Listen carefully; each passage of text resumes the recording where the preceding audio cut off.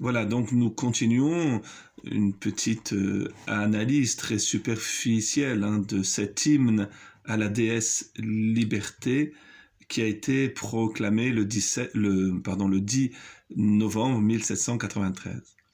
Et je termine donc de reprendre quelques phrases de ce texte que je vous avais lu, où il est dit « Venez vainqueurs des rois, l'Europe vous contemple ». Alors, Napoléon reprendra cette phrase, pourrait-on dire, et va tenter d'incarner cette phrase, cette idée que la France et lui, en tant que représentant du peuple de France, cette idée donc que la France aurait pour mission d'exporter en Europe et dans le monde cette idée d'un affranchissement de toutes les formes d'esclavage par ce culte à la déesse liberté raison. L'idée qu'il serait possible sur nos propres forces de nous accomplir et de parvenir à la réalisation de notre nature. Eh bien, en faisant cela, Napoléon est devenu un antichrist, c'est-à-dire quelqu'un, un homme qui est au service des idoles du monde, c'est-à-dire au service de ceux qui fondent et soutiennent les idoles de ce monde, à savoir les démons. Et nous savons que Napoléon, quand il va tenter d'exporter cet hymne à la déesse liberté, raison, eh bien, il va commettre des centaines de milliers de crimes. Hommes, femmes, enfants vont être tués sur l'autel de la déesse liberté, raison. Enfin, la dernière phrase est très impressionnante puisqu'elle dit « Venez sur les faux dieux, toi, sainte liberté, viens habiter ce temple, sois la déesse des Français. » On le voit, il s'agit d'une véritable invocation. On invoque dans la nef de la cathédrale Notre-Dame, le 10 novembre 1793, ces démons qui se cachent sous l'apparat de la liberté et de la raison. Et c'est très grave parce que lorsqu'on invoque les démons, ils viennent, ils accourent. C'est quelque chose que les révolutionnaires n'ont pas pris, ne se sont pas rendus compte. C'est qu'ils ont confié aux démons la France et son peuple, soit la déesse des Français. Donc officiellement, le 10 novembre 1793, dans la nef de Notre-Dame, on demande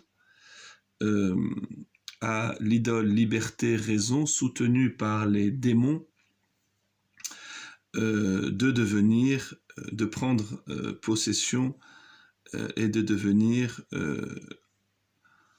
déesse, empereur des Français. Alors,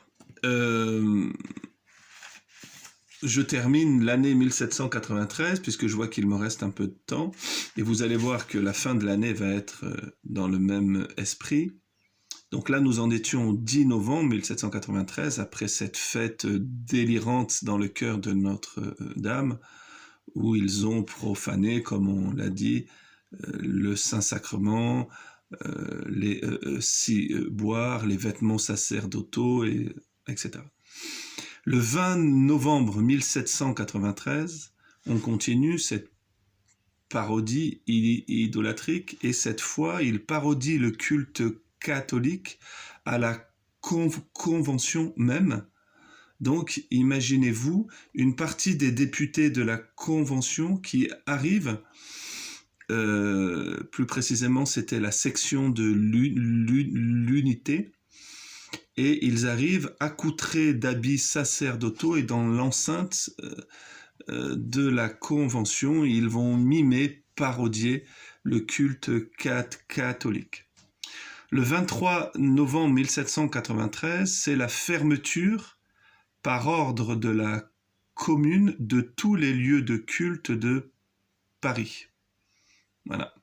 On a confié Paris, la France et les Français aux déesses et aux démons liberté, raison. La conséquence, c'est qu'on va fermer tous les lieux de culte, puisque maintenant il n'y en a plus qu'un, le culte à la déesse liberté, raison. Le 23 décembre, le général Westermann écrit à la Convention, je le cite, « Il n'y a plus de Vendée, je viens de l'enterrer dans les marais de Savenay, j'ai écrasé les enfants sous les pieds des chevaux et massacré les femmes, je n'ai pas un prisonnier à me reprocher, j'ai tout exterminé. » Voilà ce qui se passe quand on considère qu'il est possible de justifier le meurtre, le crime au nom de la liberté, au nom de la raison. Eh bien, la rhétorique de justification se transforme en génocide. C'est pour cela que nous ne sommes pas en train de dire seulement des déclamations à la Convention ou des parodies idolâtriques dans Notre-Dame. Il faut bien comprendre que les actes politiques avaient tout de suite des conséquences terrifiantes pour le peuple.